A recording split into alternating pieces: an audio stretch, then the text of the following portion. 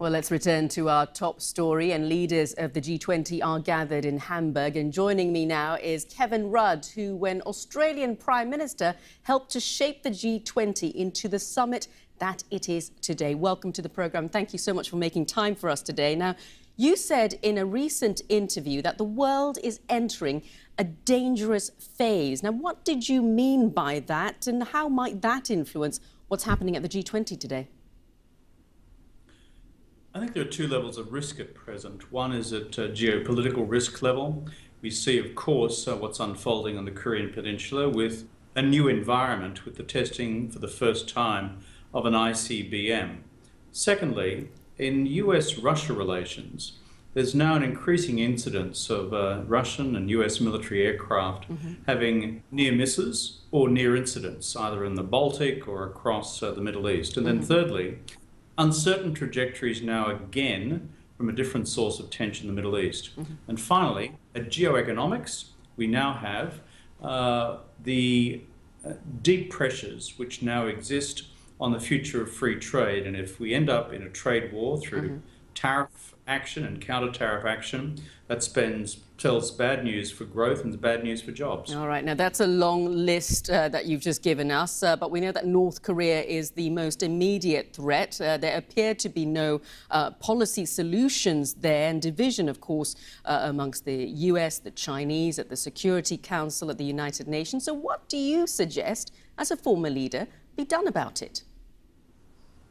On North Korea, much of the influence lies, of course, in Beijing.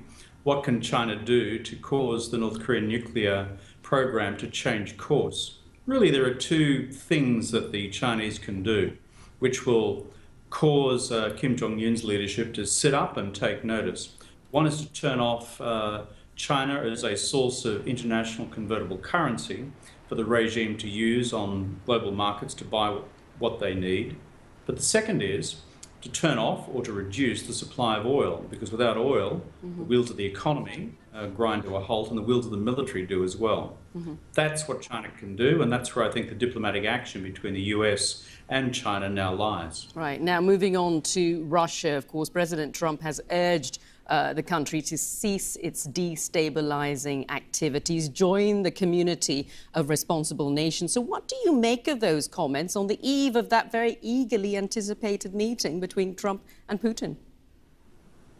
Obviously, President Trump is deeply affected by the high degree of domestic criticism here in the United States, where I live and where I'm president of a US-based think tank at the Asia Society. And you don't get through a day's media here without the administration being attacked for its close ties with the Russians, or alleged close ties with the Russians. So I think the president is very keen to distance himself from that and to make a clear position on the Ukraine.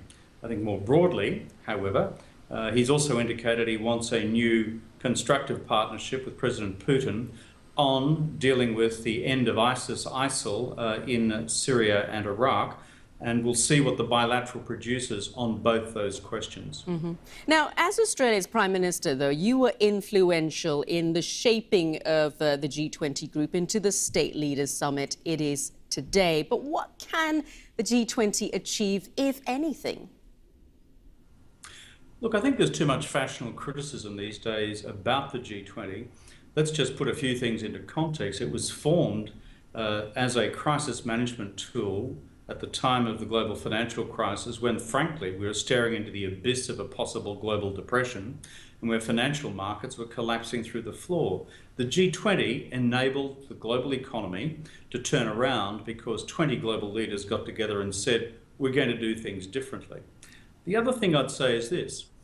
When you're dealing with the financial regulatory environment, which existed 10 years ago, which enabled this financial instability to erupt and to cause the crash which occurred, its unspectacular, unnewsworthy set of 20-plus financial regulatory reforms that they've been chugging away with may not make the front page of the newspapers, but they're vital to reduce the risk of another crisis. Now, you talked a lot about trade, former Prime Minister. You're talking about the need for open trade, for instance. But are you worried that trade is going to be buried under all the other issues that we're seeing that will dominate the G20 today? Well, that goes to the actual potential and real virtue of the G20 itself. Because you've got the leaders of the 20 largest economies in the world around one table, all of whom have macroeconomic responsibility and national security responsibility, frankly, it's the only forum in the world where you can walk and chew gum at the same time on big national security questions, big global financial questions, as well as on trade.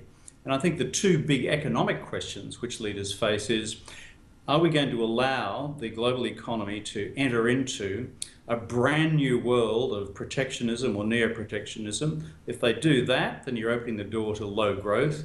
But the other one is this: if you're going to pull off the sorts of loose monetary policies which we've had for so long now, then what will be the adjustment in the real economy? These are big challenges. The G20 is designed to deal with these simultaneously.